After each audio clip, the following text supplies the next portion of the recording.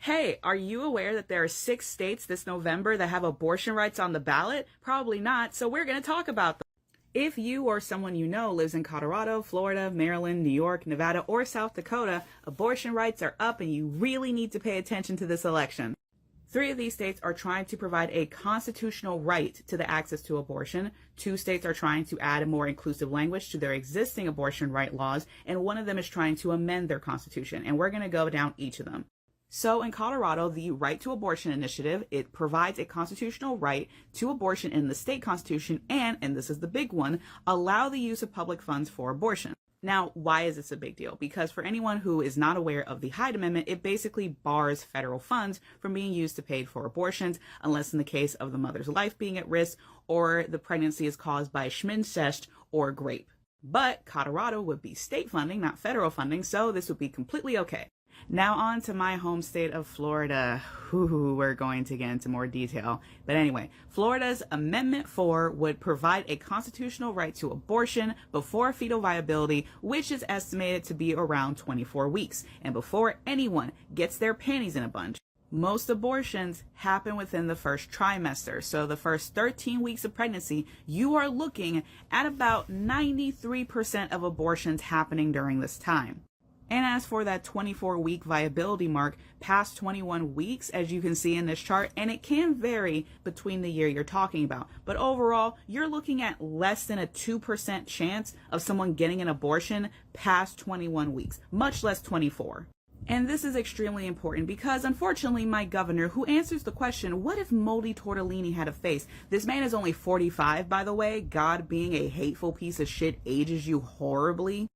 He recently signed into law a 6-week abortion ban, a ban that was his wet dream for the whole country, while he ignored our state for like half a year through multiple natural disasters, running around the country acting like he was totally going to win the Republican nomination for president. So yeah, 24-week viability, or, and this is the big thing, when necessary to protect the patient's health as determined by the patient's health care provider.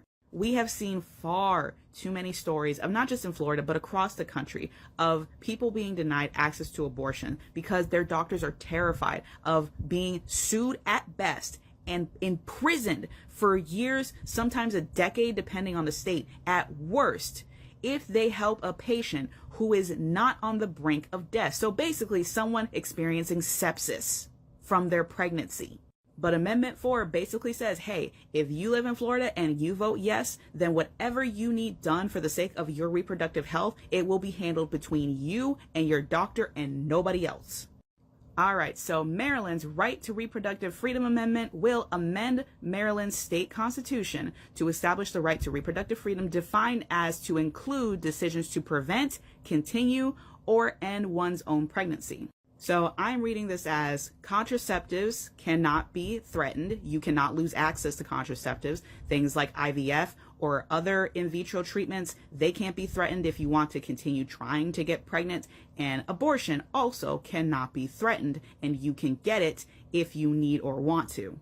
New York, New York, it's a hell of a town, but for the state's Equal Protection of Law Amendment, they are adding language to the New York Bill of Rights to provide that people cannot be denied access based off of their ethnicity, nation of origin, age or disability, or sex, including sexual orientation, gender identity, gender expression, pregnancy outcomes, and reproductive health and autonomy, which all of that sounds pretty self-explanatory to me. Now, Nevada's Right to Abortion Initiative, this is another state that is trying to establish a constitutional right to an abortion, providing for the state to regulate abortion after fetal viability, except, and this is the big one, except where medically indicated to protect the life, physical health, or mental health of the pregnant patient. The consideration for the mental health of the pregnant patient is almost never considered. An abortion can take a physical and emotional toll on you regardless of what trimester you're in. And if it happens past the point of viability, then you more than likely had every intention of keeping it. And something happened and now you can't. So a bill like this taking into account the mental health of the patient is extremely important. And finally, South Dakota's Constitutional Amendment G provide a trimester framework for regulating abortion in the South Dakota Constitution. Now, me personally, I think this is a little bit too vague, especially since apparently South Dakota has had a complete abortion ban for like the last 2 years. The fuck? So personally, I would like a bit more detail here, but it looks like they're just trying to lay some groundwork to get rid of the complete abortion ban. But I would be willing to bet money if you ask the men who wrote up, supported, voted for, and eventually signed the bill into law how long the first trimester lasts, they wouldn't be able to accurately say it. But those are the states that have abortion rights up on the ballot this November that you or someone you know who lives in those states should be voting on. And I know this year's national election is going to be yet another shit show, and I'm sure a bunch of y'all have been deterred from voting for anything at all, but I'm begging you to not do that.